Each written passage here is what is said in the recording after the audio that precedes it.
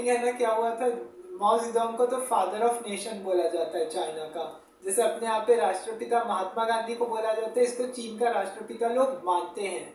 बहुत बड़ा स्थान मिला है इसको, हीरो की तरह आज भी माना जाता है। माओ जेडोंग के खिलाफ अगर चाइना में कोई गया तो हो सकता है उसको जेल भी हो सकती है, कुछ भी हो सकता है। वहाँ पे सरकार के खिलाफ या किसी को क्रिटिसाइज करने की कोई आज़ादी नहीं है चीन में।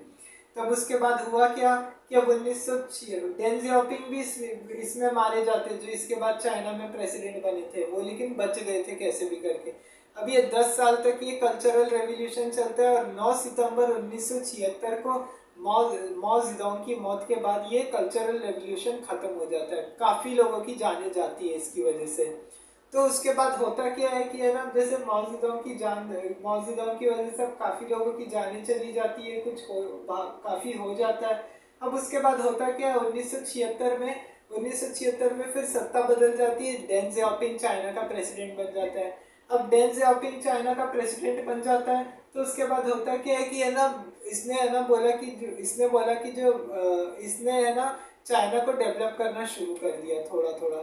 चाइना को डेवलप करना शुरू किया, जिसको क्योंकि फादर ऑफ मॉडर्न चाइना बोला जाता है। क्यों? क्योंकि इसके रेंज में अगर ये डेन जियाओपिंग नहीं होता तो शायद आज का चाइना फिर उतना डेवलप नहीं हो पाता शायद, और फिर इंडिया शायद सबसे ज़्यादा डेवलप कंट्री होता चाइना के बदले।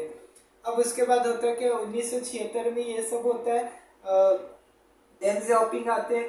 डेन जियाओपिंग के बाद होता क्या है कि अब डेन जियाओपिंग आते हैं, तो उसके बाद होता क्या है कि वो है ना काफ़ी चीज़ें करते हैं चाइना में, काफ़ी इन्वेस्टमेंट करने शुरू करते हैं। साइंस एंड टेक्नोलॉजी में उन्होंने काफ़ी इन्वेस्ट करना शुरू किया, लोगों को इधर से उधर एफडीआई लाना शुरू किया, अलग अलग कंट्री से ट्रेड करना शुरू किया, चीज़ों को ट्रेड करना चालू किया। फिर उसके बाद हुआ क्या, जब सारी चीज़ों को ट्रेड करना शुरू किया, सब किया, फिर उसके बाद फॉरेन इन्वेस्टमेंट हुआ काफ़ी, है ना। अमेरिका ने भी है ना आके इन्वेस्ट किया। अमेरिका ने तो है ना एक टाइम पे चाइना को रिकॉग्नाइज करने से मना कर दिया था, क्योंकि जंग तो कम्युनिज्म और डेमोक्रेसी के बीच में थी। डेमोक्रेसी मतलब यूएसए, कम्युनिस्ट यूएसएसआर जिसके साथ चाइना खड़ा हुआ था। तो फिर उसके बाद ये जंग दोनों के बीच में चल रही थी, तो अमेरिका ने तो एक टाइम पे इसको रिकॉग्नाइज करने से मना कर दिया था। लेकिन डेन जियाओपिंग के इन्वेस्टमेंट्स को देख के काफ़ी लोग आने लग गए। जैसे रशिया की प्रेसिडेंट आए मिखाइल गोर्बाचेव, फिर जो अमेरिका के प्रेसिडेंट आए, तो अलग अलग कंट्री से लोग आने लगे, प्रेसिडेंट्स आने लगे, अपनी कंपनी को बोलने लगे इन्वेस्ट करो जाके।